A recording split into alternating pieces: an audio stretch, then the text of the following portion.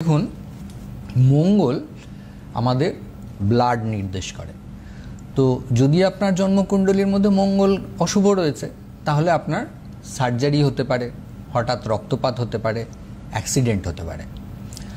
তো মঙ্গলের প্রতিকারের জন্য আমরা অনেক সময় বলি যে যখন মঙ্গল ধরুন ট্রানজিটে আপনার রাশির 8th হাউসে যাচ্ছে বা ধরুন কোনো রকমভাবে কোনো নেগেটিভ কনজাংশন সৃষ্টি করছে যেটা আপনার বার্থ চার্টের ক্ষেত্রে ওই সময়কালীন অবস্থায় আপনাকে বিপদে ফেলতে পারে, সেটা লিগাল ইস্যুও নিয়ে আসতে পারে।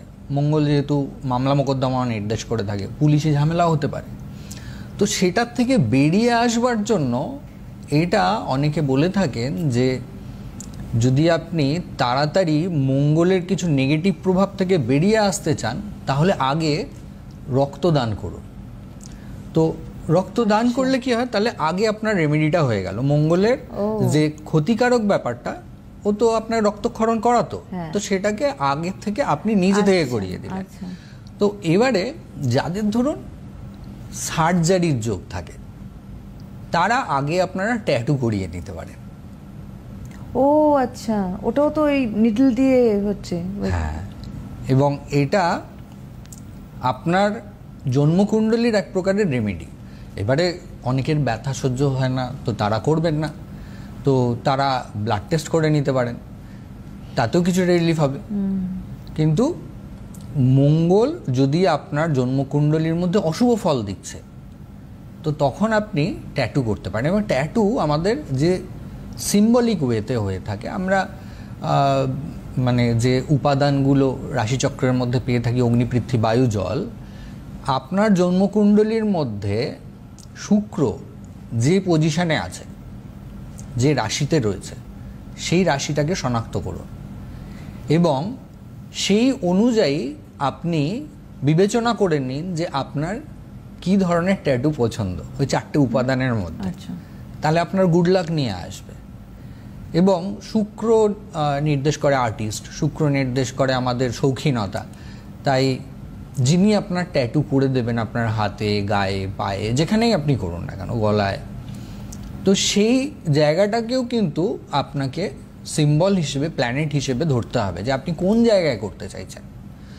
তো এটা প্রপারলি অ্যাস্ট্রোলজিক্যাল অ্যানালাইসিস করলে অনেক ভালো। সেক্ষেত্রে আমি অনেকে গাইড করে দিতে পারি যে আপনি এই স্থানে এই ধরনের ট্যাটু করুন।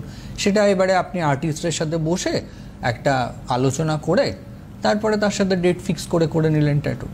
তো সেই ধরনের ব্যাপারগুলো অনেক সুবিধা দিয়ে থাকে আমাদের। এবং আমি আজকে বহু দেশ বিদেশেও অনেক মানুষজনদের সাথে কথা বলেছি যে যারা এই ট্যাটুর ব্যাপারটাকে খুব সুন্দরভাবে নিজেদের দেহের মধ্যে নিয়ে গ্রহের অশুভ প্রভাবকে কাটিয়ে উঠতে সক্ষম হয়েছে। সিম্বলিক ওয়েতে যদি ভাবেন, দু একটা জিনিস আপনাদেরকে বলে দিই। ধরুন আপনি স্পিরিচুয়াল কোনো ট্যাটু করতে চান, তাহলে আপনি মঙ্গলকে তো সুবিধা দিচ্ছেন, সাথে কেতুকেও সুবিধা দিচ্ছেন। আপনি যদি ধরুন সূর্যের কোনো কিছু করতে চান তাহলে রবিকে আপনি এনহ্যান্স করলেন আপনার বডিতে।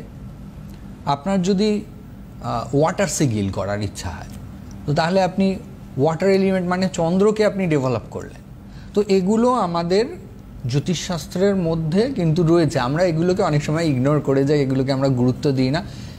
কিন্তু আমি ব্যক্তিগতভাবে লাস্ট 1.5 বছর ধরে এগুলো নিয়ে অনেক রিসার্চ করেছি এবং আমি আধুনিক জ্যোতিষে বিশ্বাসী। আমি কিন্তু তথাকথিত পুরাণে যেই কথাগুলো লেখা রয়েছে যেগুলো ধরুন দীর্ঘদিন ধরে মডিফিকেশন হয়নি, সেগুলোর বিষয়ে কিন্তু আমি আপনাদের সামনে তুলে ধরবো না এই জ্যোতিষ তথ্য অনুষ্ঠানে। আমি আপনাদেরকে নিত্য নতুন জিনিস যেগুলো আধুনিকত্বের সাথে জড়িত সেগুলো তুলে ধরবো। আজকে আপনারা জানলেন যে ট্যাটুর সাথেও কিন্তু আমরা নিজেদের জীবনকে ওতপ্রোতভাবে জড়িয়ে ফেলতে পারি এবং আমাদের সেক্ষেত্রে রেমেডিও করা পসিবল ট্যাটুর দ্বারা। ফোনে কেউ রয়েছেন? ফোনটা একদম। হ্যালো।